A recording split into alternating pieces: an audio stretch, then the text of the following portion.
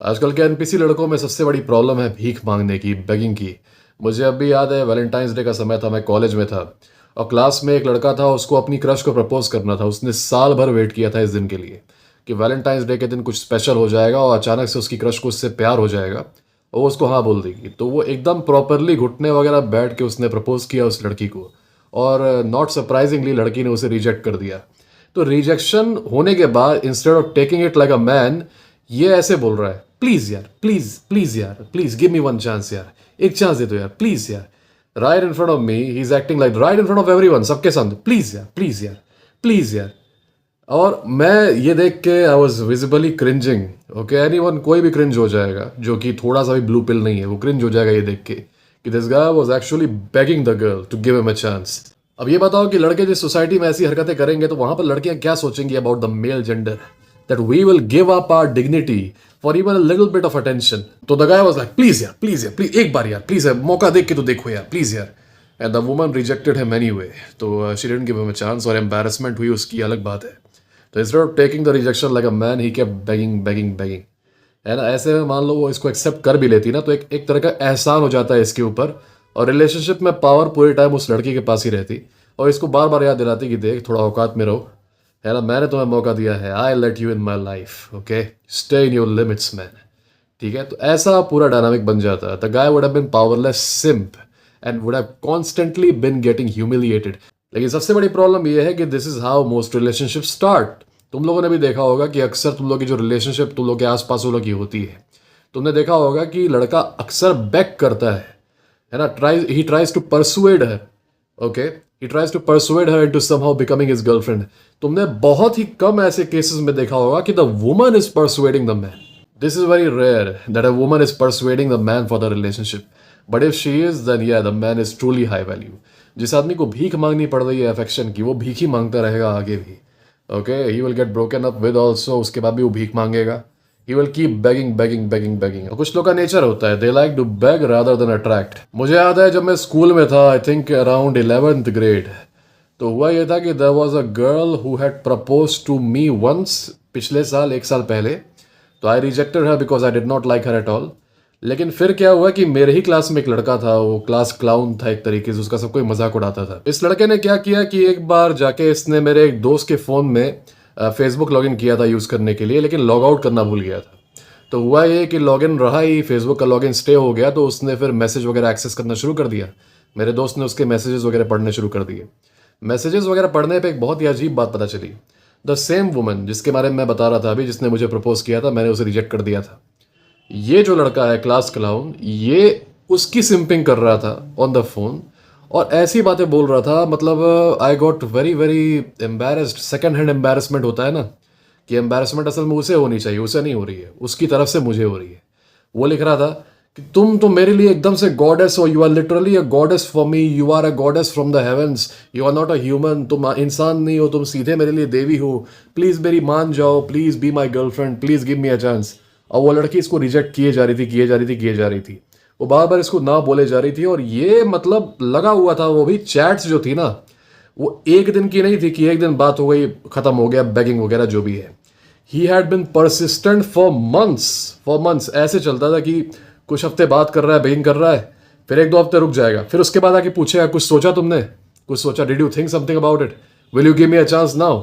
फिर कुछ समय रुक जाएगा, उसके बाद फिर से मैसेज करेगा, कुछ सोचा तुमने, कुछ सोचा तुमने।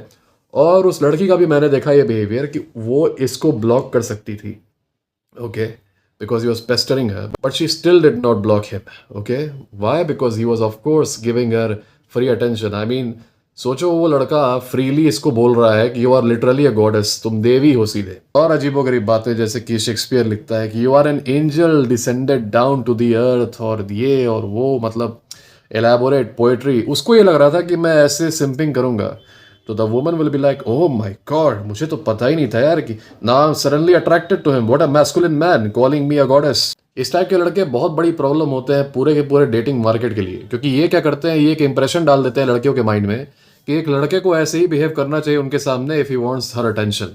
तो वो एक्सपेक्ट करने लगती हैं फिर कि मैं ऐसे ही लड़के से बात करूंगी, ऐसे ही लड़के को एंटरटेन करूंगी जो कि एकदम से मेरे सामने एकदम लेट जाएगा, अपनी डिग्निटी को एकदम ज़मीन पर रख देगा, ठीक है, और मैं उसको कितना ही बेइज्जत करूंगी वो सहता रहेगा और भीख मांगेगा मुझसे। तो वो प्रिफर तो करेगी कि हाँ मुझसे ऐसे लड़के बात करें, but the thing is because she can not feel attracted to this type of simp, she will forever be stuck in a loop, जहां पे उसको चाहिए एक ऐसा आदमी जो कि उसकी सिंपिंग करे but she can not feel attracted to him. तो वो खुद में भी कंफ्यूज रहेगी कि मैं कर क्या रही हूँ यार, मुझे अच्छा लग रहा है कि ये मेरी सिंपिंग कर रहा है, मुझे गॉडेस बोल रहा है, ये बोल रहा है, वो बोल रहा है, but for some reason I can not feel attracted to him. Okay, साथ ही साथ जो मेन स्ट्रीम मीडिया का पूरा नैरेटिव है कि go for a man who cries, go for a man who is emotional, go for a man who puts down his entire dignity in front of you, she will listen to that too and that will work as a fuel in the fire because she will be completely confused। और अंत में क्या होगा ना, the woman will find herself completely frustrated और तभी ये सारी बातें सुनते हो, where are all the good men gone, where are all the good men, I don't see any good men, सारे आदमी खराब, सारे आदमी ये, सारे आदमी वो। Because the thing is, her expectation has been aligned to entertain people like these जो कि begging करे, जो कि simping करे।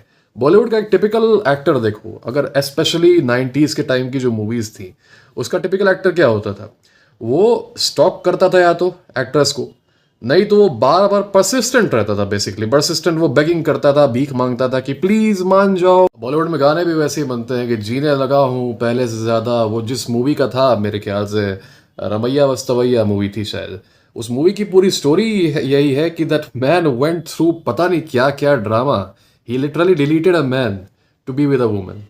Okay, अब of course that woman must have been very very good for him, but that movie has shown it in such a crazy way, वो इतना अजीब तरीके से दिखाया है ना कि उस पूरी मूवी में the man is the one chasing the woman somehow and the woman is setting up the rules for that man। तुमने देखा होगा, जिसने भी वो मूवी देखी होगी, अगर रेड पिल लेंस उसको एनालाइज करोगे तो ये देखोगे कि उस पूरी मूवी में वो आदमी जो है वो बंदर है एक, और वो लड़की उसको डायरेक्शन दे रही है, बंदर ये कूद, अच्छा इस लेवल पे कूद जाओगे I will give you treat, अच्छा इस लेवल पे कूद जाओगे I will give you treat, he is jumping through hoops. तो इस टाइप की कंडीशनिंग हो रही है मीडिया के द्वारा and women are somehow being affected by it, पर लड़के भी अफेक्ट हो रहे हैं और ये सारी मूवीज देख के वो भी बेगिंग कर रहे हैं, वो भी भीख मांग रहे हैं। What an embarrassment. अगर तुम सही में इंटेग्रिटी वाले आदमी हो, थोड़ा सा भी खुद को कुछ समझते हो, तो तुम कभी भी किसी से भीख नहीं मांगोगे इस तरीके से, specially from a woman. You will not beg like this, beg for affection.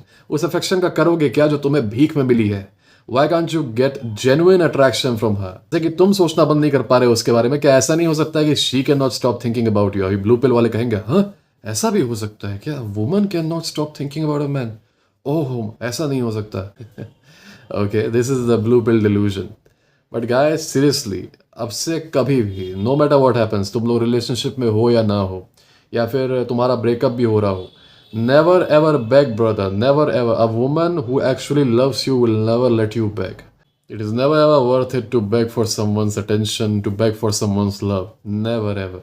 तुम्हारी सिर्फ डिग्निटी जाएगी और तुम उसके दिमाग में एक इमेज डाल दोगे ऑफ मैन इन जनरल, कह रहे लड़के तो बड़े आसान होते हैं मैनिपुलेट करने के लिए, उनको बस अपने पीछे पीछे भगाओ, they will do anything for you. ये रेप्यूटेशन बहुत ख़राब बन चुकी है of man in general. We need to change it. Okay, we need to change it, at least starting from us it needs to change. बाकी वो करने दो जो करना है, उनको बंदरों की तरह एक्ट करने दो, let them jump through hoops, we won't be following suit. इस बेगिंग कल्चर को ही हम लोग ख़त्म कर देना है, स्पेशली रोमांस में जो ये बेगिंग कल्चर हो गया है ना, guys are begging the woman to be with them, guys are begging the woman after she leaves them। ये सारी चीज़ें हट जानी चाहिए। एक आदमी के अंदर इतनी डिग्निटी होनी चाहिए, उसके पौरुष का ये हिस्सा होना चाहिए कि कभी वो किसी से भीख ना मांगे, स्पेशली प्यार की भीख तो कभी ना मांगे। उसके पास ये ऑप्शंस होने चाहिए, okay if you won't be with me I will find someone else, someone better than you. Okay, there is no point begging for it. अगर तुमने भीख मांग ली, जिंदगी भर तुम्हारे लिए बुरा ट्रीटमेंट ही होगा तुम्हारे साथ। Okay, no one will respect you, trust me. अब मुझे मालूम है कि ये मैसेज जिस तक पहुंचना है उस तक पहुंच जाएगा, और जिनको नहीं फ़र्क पड़ता, जो एनपीसी ही रहेंगे, दिल keep begging. You guys keep begging brother, you know those Bollywood songs they are for you guys, they are meant for you guys, those movies they are meant for you guys, for the others guys you got the message.